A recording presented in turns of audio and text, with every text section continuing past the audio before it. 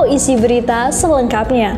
Sirkuit Mandalika hanya kalah panjang. Selebihnya keren dan kekinian, Indonesia pantas berbangga setelah resmi memiliki sirkuit bertaraf dunia dengan beragam kelebihannya. Namanya Sirkuit Internasional Mandalika yang disebut-sebut jauh lebih baik dibanding sirkuit Sepang Malaysia. Posisinya di tepi pantai dan jauh dari keramaian kota menjadikan sirkuit Mandalika memiliki nilai jual tinggi. Adapun sirkuit Sepang yang lebih panjang 1 km lebih dari lintasan Mandalika berada tidak jauh dari pusat kota Selangor. Kebisingan dan keramaian kota sedikit banyak berpengaruh bagi para pembalap dan masyarakat. Dari sisi kualitas, tentu saja lintasan sirkuit internasional Mandalika masih lebih baik dari sirkuit Sepang. Selain masih baru, aspal lintasan sirkuit Mandalika didatangkan langsung dari Inggris yang dirancang tetap maksimal jika sewaktu-waktu terjadi cuaca ekstrim. Sirkuit jalan raya pertama dengan nama resmi Pertamina Mandalika International Street Circuit Mandalika terletak di kawasan ekonomi khusus Mandalika di Desa Kuta, Lombok Tengah, Nusa Tenggara Barat. Sirkuit ini memiliki panjang lintasan 4,31 km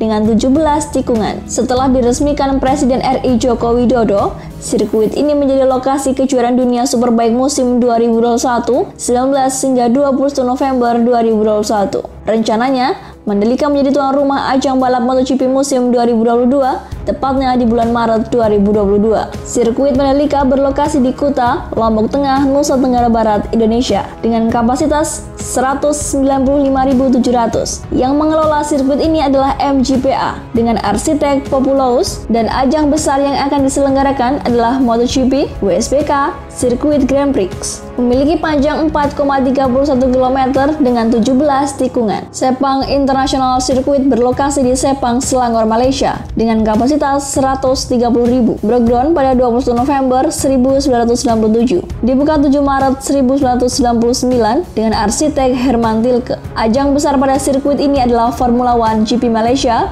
MotoGP GP Malaysia, A1 Grand Prix, Super GT, Asian Touring Car Championship. Sirkuit ini memiliki panjang 5.543 km dengan 15 tikungan.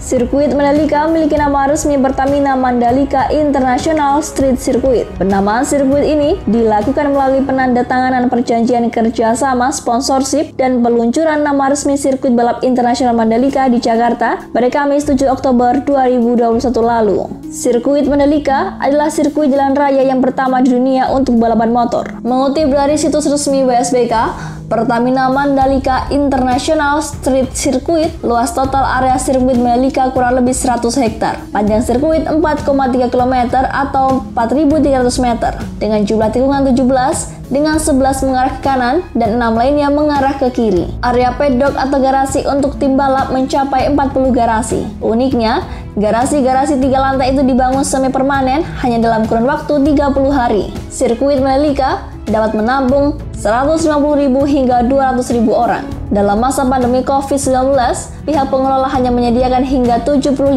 kursi di grandstand dan 138.000 area berdiri. Namun, karena dibangun di atas lahan hampir 100 hektar, ada banyak tempat terbuka, sehingga ini dapat menjadi kesempatan untuk mendatangkan lebih banyak penonton di masa depan. Sirkuit Mandalika juga masuk dalam kalender sementara MotoGP 2022. Dikutip dari situs resmi MotoGP, sirkuit Mandalika itu bakal jadi venue balapan GP Indonesia. Rencananya, balapan akan digelar pada 20 Maret 2022 atau beberapa pekan setelah seri membuka di Qatar pada 6 Maret. Selain masuk dalam kalender sementara, sirkuit Mandalika juga akan menjadi lokasi tes pramusim MotoGP. Berdasarkan jadwal yang dikeluarkan oleh pihak MotoGP, sirkuit Mandalika akan menjadi lokasi tes pramusim pada 11 hingga 13 Februari 2022. Pembuatan sirkuit menggunakan bahan berstandar internasional dengan mendatangkan staf ahli dari Eropa yang telah berpengalaman membangun sirkuit. Selain pengaspalan, ada juga pekerjaan lain yang dikerjakan secara bersamaan, yakni pengaspalan AC binder service road, penghamparan gravel bed, proses fabrikasi, dan pemasangan concrete barrier dan pagar di bridge fence, serta pit wall G-board. Selain itu, ada juga pengerjaan landscaping pohon dan rumput, pekerjaan drainase permukaan sirkuit, dan pekerjaan fondasi borepil bangunan race control. PT DDC mendatangkan asal khusus dari Inggris untuk lapisan paling atas trek. Sementara itu, Lapisan aspal bagian bawah trek adalah asli buatan Indonesia. ITDC juga mendatangkan pagar pembatas yang berisi angin untuk di pinggiran sirkuit langsung dari Jerman. Namun untuk komponen lainnya, sirkuit Mandalika tetap mengandalkan produk buatan lokal NTB. Salah satunya batu kerikil untuk gravel sirkuit. Kawasan Mandalika digadang menjadi Bali baru dan kawasan ekonomi khusus membuat Mandalika menjadi banyak nilai lebih. Selain dapat menikmati ajang balap motor bertaraf internasional, kita juga bisa menikmati tempat wisata yang ada di sekitarnya.